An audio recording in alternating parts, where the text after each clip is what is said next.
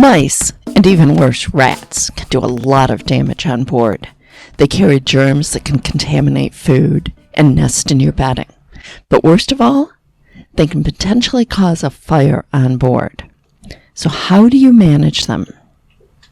Hi there, I'm Carolyn Sherlock, and on this episode of the Boat Galley Podcast, I share my best tips for getting rid of rodents and keeping them from causing future problems. Today's episode of the Boat Galley Podcast is sponsored by Mantis Marine, maker of the Mantis Anchor, now available in models with and without a roll bar. Proven to set reliably in the most challenging bottoms, the Mantis Anchor digs in like no other, making anchoring safer and boating more enjoyable. Mantis Marine brings to market practical, durable, and affordable marine products, including anchoring gear, scuba diving accessories, a rechargeable waterproof headlamp for hands-free lighting, and now their new solar charging navigation light. Visit mantismarine.com and see for yourself. No one wants to have a mouse or a rat on their boat. Aside from carrying disease, they'll get into food stores, possibly nest in cushions and mattresses, and even eat the insulation off wires, causing a fire hazard. Well, we were lucky and never had a rat or mice aboard Kay Tall, but we have had one on Barefoot Gal while she was in the boatyard. And we've had a few friends that have had one. Okay, combining what we know from friends and what people have told us, here are some tips. If you've got a critter on board, there's basically 3 ways to get rid of them: a cat, a trap, or poison. A cat. If somebody around you has a cat that's a known mouser, see if you can borrow it for a few days. Now, a few words of wisdom on this. Not all cats are mousers. Only ones that are known to go after mice are actually going to go after mice. Many don't. To encourage it to look for the mouse, don't give it too much of its regular food. And don't be surprised if the cat makes a present of the mouse or rat carcass in an obvious place. Now, the cat has to have access to the entire boat. Don't close off lockers, the lazarette, the bilge, or various rooms. The mouse will try to find a place that it can go, but the cat can't. And mice can wiggle through openings as small as a 1/4 inch. Now, obviously, if someone aboard has a serious cat allergy, don't do this. Okay, let's talk about a trap. There are lots of different styles of mouse and rat traps, all claiming to be the best. The reality is that you're stuck with what you can get your hands on quickly, and bait seems to be more important than the style of trap. Style of trap what it really changes is how messy it is to get rid of the critter once it's caught or dead. But, you're a cruiser. You can handle messy stuff. Get whatever you can find. First of all, in getting a trap, you have to size the trap right. You use a mouse trap for mice, a rat trap for a rat. One that's too large or too small won't get what you're after. If you decide to use, or you can only get, what's called a humane trap, that's one that doesn't kill it, think about where you're going to release it. It had better be far, far away. A couple 100 yards isn't going to do it. It's got to be in terms of miles, really. Okay, make sure that the bait is the only food that's available. Double and triple check that all other food is in mouse or rat-proof containers, generally metal containers with really well-sealed lids. Plastic bags and lightweight plastic bins just are not mouse or rat-proof. If your oven has a latching door, not just one that closes but actually seals with a latch, you can store a lot of food in it that would otherwise not be in metal containers.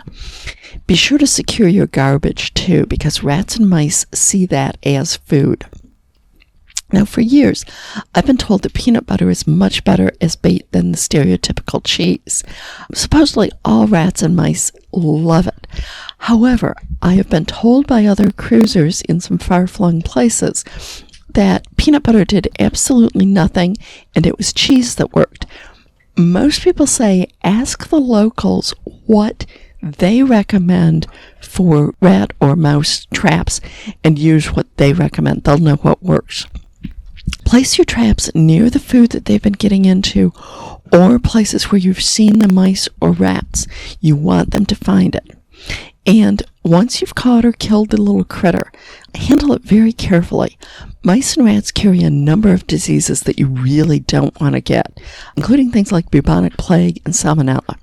Spray it with a strong bleach solution, double bag it, and dispose of it where kids and pets won't accidentally get into the package. Okay, how about poison? You can use products like Decon or locally available poisons. I really urge you to try the other options first for a couple of reasons. First of all, a poisoned rat or mouse isn't going to leave the boat to die. They're going to find some inaccessible corner and lie down. And in time, they're going to decompose. The boat will stink, and you're going to have to find the stinky critter and extract it from where it was. And then you're going to have to sanitize the area. It's a really nasty job. I know.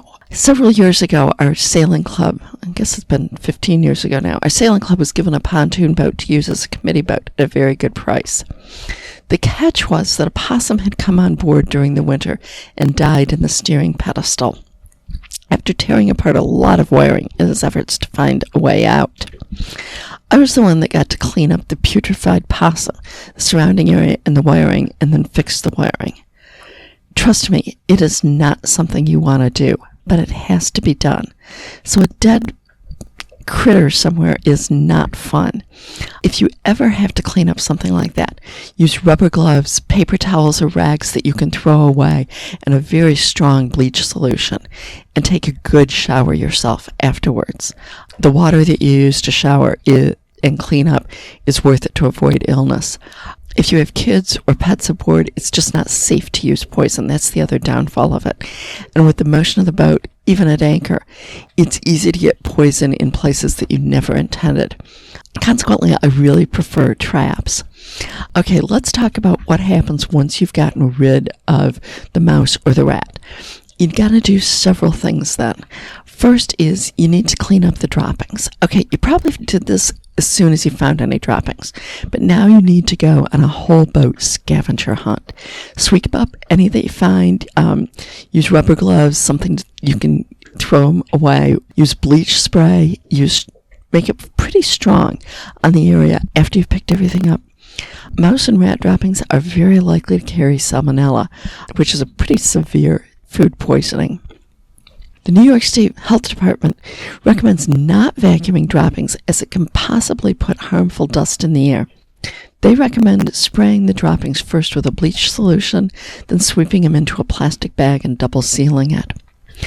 Secondly, you want to throw away any food they've gotten into. You don't want any diseases they could be carrying. And if you're lamenting the cost of your provisions, just think about the hospital and doctor bills and possibly evacuation to better medical facilities. Food is cheap in comparison. Replace any bins that have gotten holes in them. The critters are likely to have put holes in one or more of your food storage bins, and with a hole in it, it won't protect your food from other critters such as bugs or from dampness or humidity. Next is check your wiring, and this is the big one. This is where we had problems probably 6 months after we had found the mouse. Carefully inspect all the wiring on the boat to see if insulation has been chewed off. If so, you'll have to repair or replace it. And what happened with us was there was stuff that we did not find immediately, but several months later when we started having problems with some of our electronics, as we went back, we could see where there was some stuff in extremely hidden places. So when you're doing it, look everywhere on the boat. For us, the places that they had chewed the wires were nowhere near where there had been any food. But whatever you do, you really want to do this, and you want to do it carefully. Spend as much time as you need because it can cause a fire on board where they've chewed through that insulation. And finally, even though you think you've gotten your rats or mice, don't assume it's the only one on board. Leave the traps out for a few days and see if you catch another one. Like anything else on a boat, dealing with the problem sooner rather than later is the best. If you wait, there's always the chance of babies and the problems multiplying, or little friends coming along. Problems, no matter how nasty they are, don't go away by themselves. You have to take swift action, but complete action, to rid the boat of the critters and any consequences of them having been on board.